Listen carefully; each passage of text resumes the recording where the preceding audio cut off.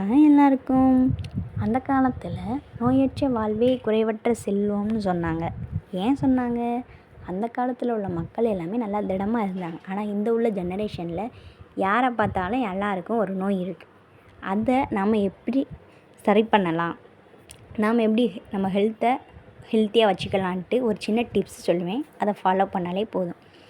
குழந்தைங்கள்லேருந்து பெரியவங்களுக்கு வரை முக்கியமாக இருக்கிறது இந்த ஞாபக மறதி தான். அதை நாம் குறைக்கணும் அப்படின்னா டெய்லி கொஞ்சம் கொஞ்சம் பப்பாளி பழம் சாப்பிட்டு வந்தோம்னா நமக்கு வந்து ஞாபக சக்தி வந்து அதிகமாகும். அப்புறம் டெய்லி ஒரு எள்ளுருண்டை சாப்பிட்டோன்னா நமக்கு வந்து நோய் எதிர்ப்பு சக்தியை அதிகப்படுத்தி நம்மளை வந்து உற்சாகமாக வச்சுக்கிறோம் நம்ம பாடியை. அது மட்டும் இல்லாமல் அந்த எள்ளில் உள்ள கால்சியம் வந்து நம்ம எலும்புகளை நம்ம பலப்படுத்தும். சரி, இதெல்லாம் சாப்பிட்டா நாக்கில் வாய் ஸ்மெல் அடிக்கும் சிலருக்கு கபம் இருக்கும். அதெல்லாம் எப்படி க்யூர் பண்ணுறதுன்னா, டெய்லி காலையில் 4 வெத்தலை அதோட 1/4 டீஸ்பூன் மிளகுத்தூள் அது சேர்த்து நல்லா கொதிக்க வச்சு குடித்தோன்னா நம்ம நாக்கு வந்து சுத்தமாகும். நாக்கில் உள்ள அழுக்கெல்லாம் சேராது, கபம் வந்து நமக்கு வந்து சேராது. அதுக்கு அடுத்து இப்போ உள்ள பிள்ளைங்க சின்ன வயசுலேருந்தே கண்ணாடி போட ஆரம்பிச்சிருங்க. அதெல்லாம் க்யூர் பண்ணணும் அப்படின்னா டெய்லி 21 நாள் தொடர்ந்து வாழைப்பழம் சாப்பிட்டு வந்தால் கண் பிரச்சனை படிப்படியாக வந்து க்யூர் ஆகும். அது வந்து ஆய்விலே தெரிவிச்சிருக்காங்க. தளர்ச்சி குணமாகணும் அப்படின்னா வசம்பை இடித்து அது ஒரு சின்ன டீஸ்பூன் 2 கிராம் அளவு எடுத்து வாயில் போட்டு சுடு தண்ணி குடித்தோன்னா நமக்கு நரம்பு தளர்ச்சியெல்லாம் குணமாகும். இப்போ உள்ள பெரிய நோய்னா அது மூட்டு வலி தாங்க. யாரை பார்த்தாலும் எனக்கு கால்வலி. அதை குறைக்கணும்னா சாப்பாட்டில் வந்து நம்ம தக்காளி வந்து சேர்க்கக்கூடாது, அதிகமாக சேர்க்கக்கூடாது. அது குறைச்சாலே நமக்கு வந்து மூட்டு வலி வராது. அப்புறம் பிள்ளைங்களுக்கு நினைவாற்றல், ஏதாவது படித்தது ஞாபகம் இருக்கணும் அப்படின்னா அதுக்கு வந்து செர்ரி பழம் வந்து ரொம்ப முக்கியமான ஒன்று. அந்த செர்ரி பழம் வந்து கொலஸ்ட்ரால் அளவை வந்து குறைக்குமா. அந்த கொலஸ்ட்ரால் இருந்தால் நமக்கு வந்து ஹார்ட் அட்டாக் அதெல்லாம் வரும். அதனால் கொலஸ்ட்ரால் அது குறைக்கனால நமக்கு இதய நோய் அபாயத்தை வந்து குறைக்கிறது.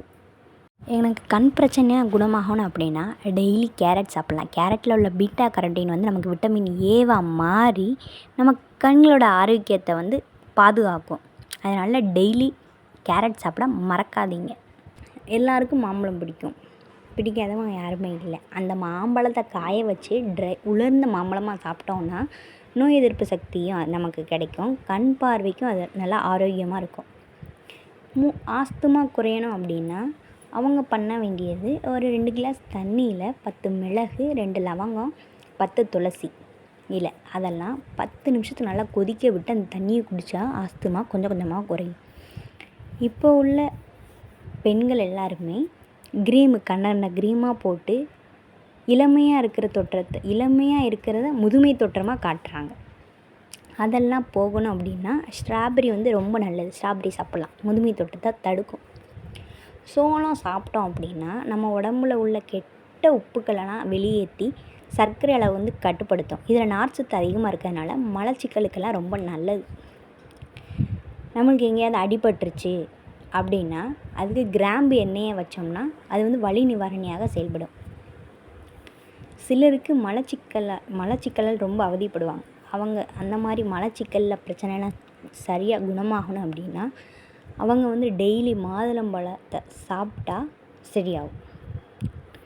அது மாதிரி வறட்டு இருமல், ட்ரை காஃப் அவங்களுக்கு சின்ன பிள்ளைங்களுக்கு கூட இருக்கும், பெரியவங்களுக்கும் இருக்கும். அவங்க வந்து வறட்டு இருமல் குணமாகணும் அப்படின்னா பொரிகடலை 5-6 மிளகு ரொம்ப போடக்கூடாது, ரொம்பனா உரைச்சிரும். அதை 2யும் போட்டு பனங்கற்கண்டு அதோட ஆட் பண்ணி 3 வேளை சாப்பிட்டோன்னா நமக்கு வந்து வறட்டு இருமல் வந்து குணமாகும். வெங்காயத்தை உப்பில் தொட்டு சாப்பிட்டா ரத்த வாந்தியெல்லாம் நிற்கும்.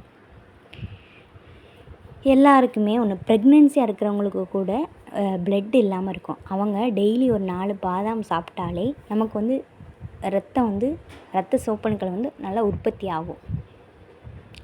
கர்ப்பிணி பெண்களுக்கு வாந்தியெல்லாம் ரொம்ப வரும். அது வராமல் நிற்கணுன்னா அவங்க வந்து கேரட் ஜூஸ் குடிக்கலாம்.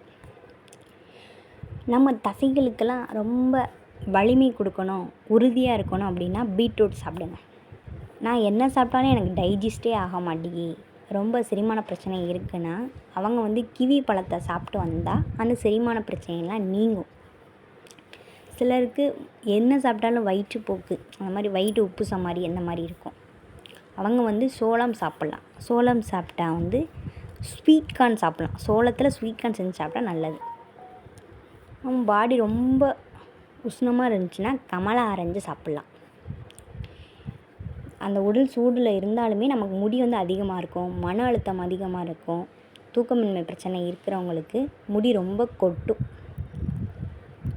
அதுக்கடுத்து சர்க்கரை நோயாளிகள், அவங்களுக்கு அந்த சர்க்கரை அளவை கட்டுப்படுத்தணும் அப்படின்னா அவங்க ஃபுட்டில் காடை இறைச்சியை வந்து சேர்த்துக்கலாம்.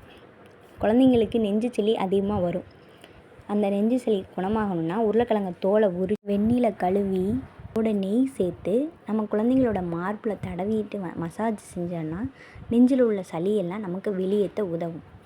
இந்த மாதிரி யூஸ்ஃபுல்லான வீடியோஸ் பார்க்க நம்ம சேனலை லைக் பண்ணி ஷேர் பண்ணி மறக்காமல் சப்ஸ்கிரைப் பண்ணுங்கள். டாட்டா, பாய் பாய்.